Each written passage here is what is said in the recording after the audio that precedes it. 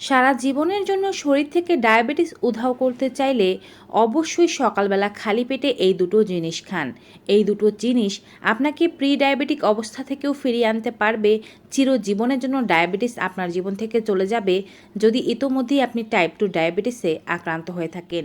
এই দুটো জিনিসের মধ্যে একটি হচ্ছে মেথি, দ্বিতীয়টি হচ্ছে দারুচিনি।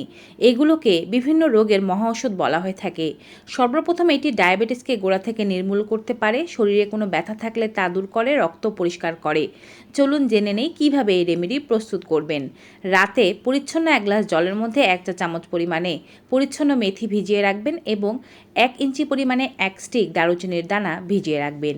সকালবেলা উঠে এই জলটি হালকা একটু গরম করবেন, একেবারে ফোটাবেন না, হালকা একটু গরম করে নেবেন।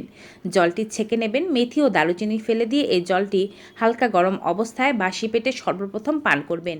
21 দিন খাওয়ার পরই দেখবেন ডায়াবেটিস কন্ট্রোল হয়ে গিয়েছে।